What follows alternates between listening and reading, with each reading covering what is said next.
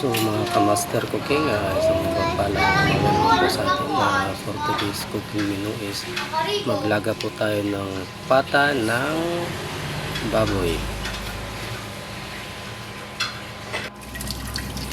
Ayan, hugasan lang po natin ng maigi yung ating karning baboy para malinis siya.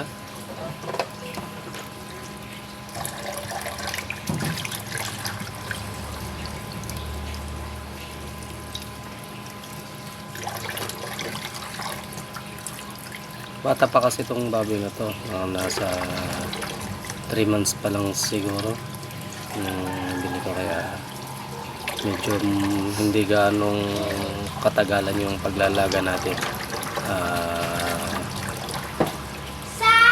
Lalambot na yan.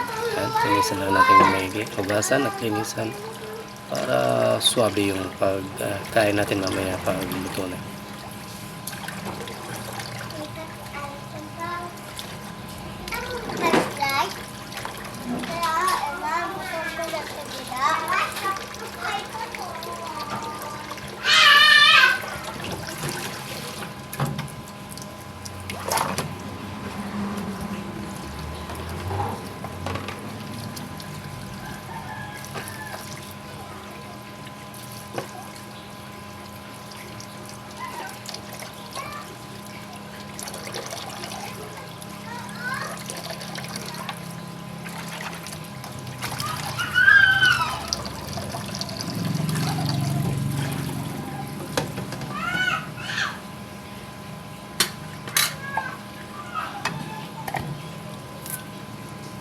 Nasa na rin natin yung mga pangsahog natin. Meron tayong repolyo, tsaka hinog na saging na saba,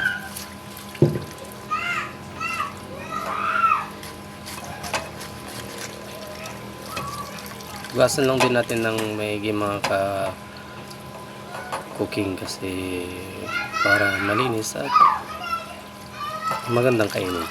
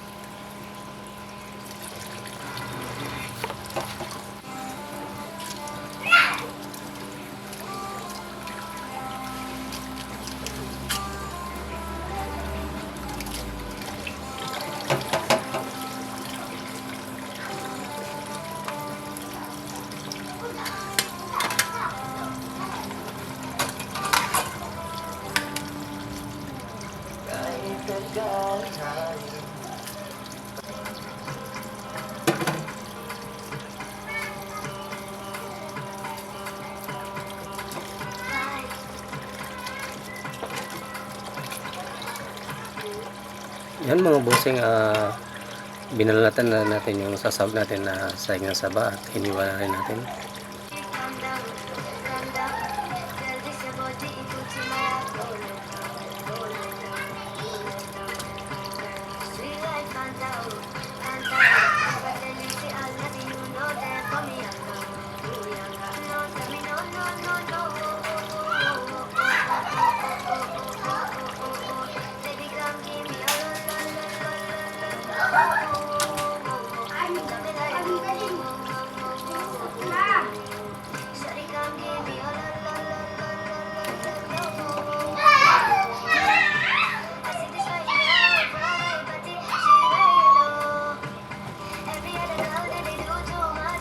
Ito nga po pala isang sekreto natin na pampalasa sa ating nilagang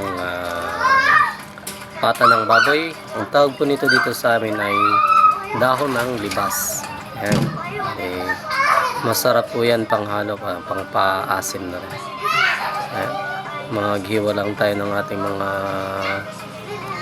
sahog, yung sibuyas,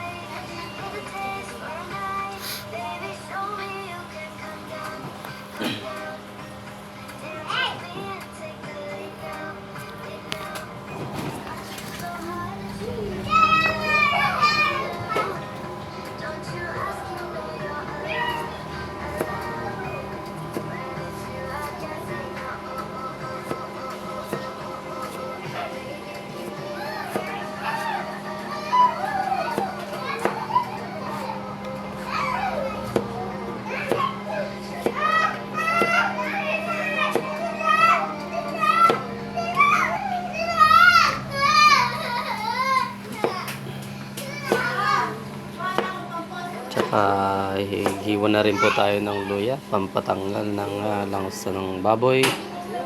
Yan po yung ating mga sangkap at sahog. Ah,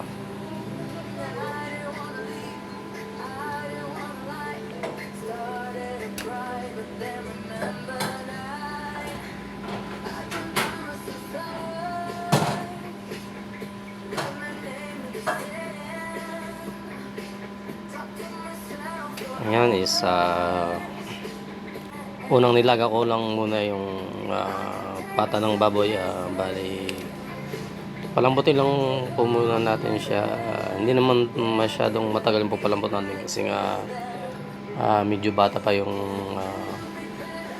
kaninang baboy na nabili natin.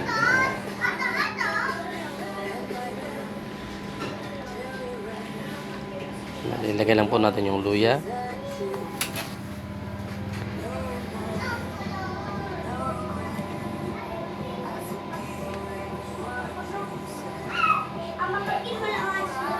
Sinabay ko na rin pala yung saing na saba para sumabay siya sa pagkulo ng ating nilagang baboy para mas lalong kumatas yung kanyang tas lumabas. Tsaka linagay ko na rin yung dahon ng libas. Ayan.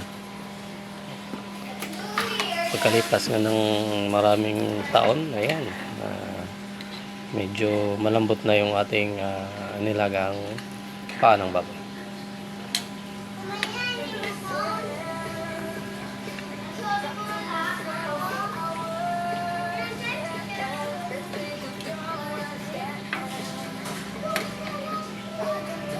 Haluin lang natin ng bagya mga ka-cooking para hindi dumikit sa kawali natin yung ating karne. So, yan na nga mga busing.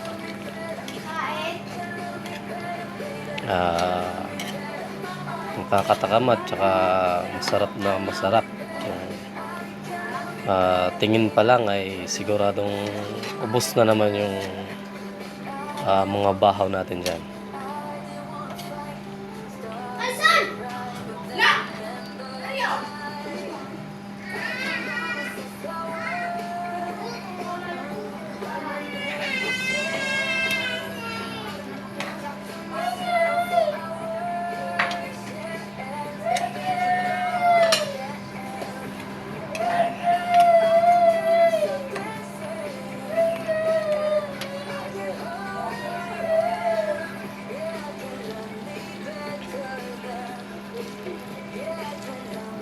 Ayan mga busing, nag-add nga pala ako dito ng konting tubig kasi sa medyo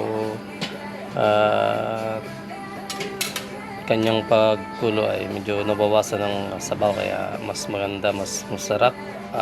Medyo may maraming sabaw kasi yun yung isa sa magpapaubos ng ating mga bahaw. Ayan, linagay ko na yung siling haba. Naglagay na rin ako ng asin at saka yung seasoning. Ayan. At pag ilagay na natin yung repolyo mga ka-cooking, bali hindi naman natin lulutuin yun ng masyado, mga half cook lang kasi mas masarap yung repolyo mga ka-cooking kung hindi masyadong overcook kasi mas gustong gusto ng iba na medyo crunchy siya. Yan mga busing. Ilang saglit na lang at ready to serve na yan mga ka-cooking.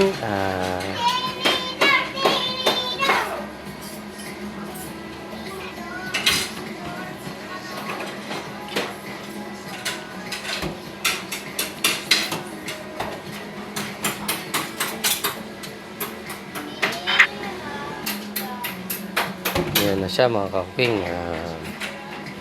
Luto na yung ating